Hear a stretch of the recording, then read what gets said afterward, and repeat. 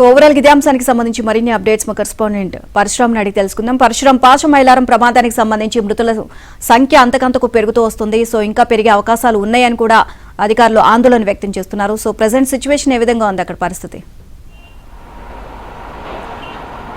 సంగారెడ్డి జిల్లా పాశమైలారం పారిశ్రామిక వాడలో నిన్న జరిగినటువంటి ఘోర ప్రమాద ఘటనకు సంబంధించి మృతుల సంఖ్య అంతకంతకు పెరుగుతుంది. ఊహించని రీతిలో మరణాలు సంభవించినట్లుగా ఇక్కడ తెలుస్తోంది.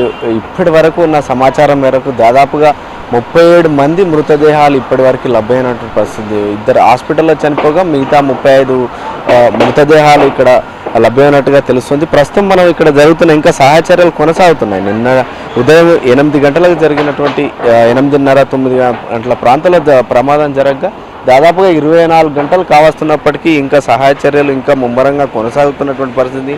ఇంకా కూడా ఇంకా ఈరోజు కూడా సహాయ చర్యలు కొనసాగించాల్సిన పరిస్థితి ఉంది. ఎందుకంటే ఇంకా భవనం భారీగా ఉండడంతో ఇంకా శకలాల కింద ఇంకా ఉన్నట్టుగా సమాచారం అందుతుంది.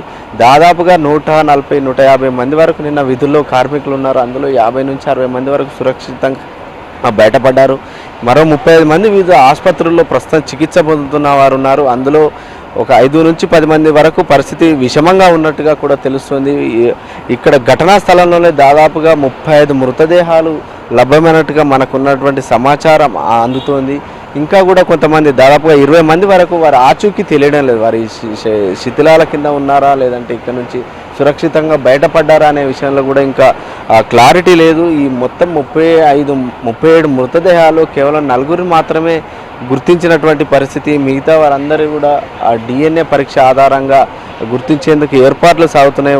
వారి కుటుంబ సభ్యులను పిలిపించి DNA పరీక్ష చేయడం ద్వారా వారికి మృతదేహాలు అప్పగించేందుకు ఏర్పాట్లు జరుగుతున్నాయి. దాదాపుగా మృతి చెందిన వారిలో దాదాపు 80% నుంచి 90% మంది వరకు కూడా ఇతర రాష్ట్రాలకు చెందిన వారే ఇందులో ఉన్నటువంటి పరిస్థితి. ఒడిశా, బీహార్, యూపీ ప్రాంతాలకు చెందిన వారు ఎక్కువగా ఉన్నారు. ప్రస్తుతం ఇక్కడ జరుగుతున్న సహాయ చర్యలు మనం ప్రత్యక్షంగా చూడవచ్చు. ఇంకా కూడా కొన్ని భవనాల నుంచి శిథిలాల నుంచి కూడా ఇంకా పొగలు వస్తున్నటువంటి పరిస్థితి. దాంతో ఫైర్ డిపార్ట్మెంట్ వాటిని ఆర్పే ప్రయత్నం చేస్తున్నారు. మరోవైపు హిటాచి యంత్రాలతో భారీ యంత్రాలతో శిథిలాలను తొలగింపు ప్రక్రియ వేగంగా కొనసాగుతుంది. జిల్లా ఎస్పీ అదేవిధంగా జిల్లా ఇతర అధికారులు కూడా అందరూ ఇక్కడ తిష్టవేసి సహాయ చర్యలను ఎప్పుడప్పుడు ముమ్మరంగా పర్యవేక్షిస్తున్నటువంటి పరిస్థితి. ఇంకా కూడా దాదాపు 20 మందిలో కూడా చాలామంది చనిపోయి ఉంటారని చెప్పి కూడా అనుమానిస్తున్నటువంటి పరిస్థితి. ఈ లెక్కన చూస్తే ఇది ఒక భారీ దుర్ఘటన చోటు చేసుకుందని చెప్పవచ్చు. 24 గంటలు గడిచినప్పటికీ కూడా రెస్క్యూ చర్యలు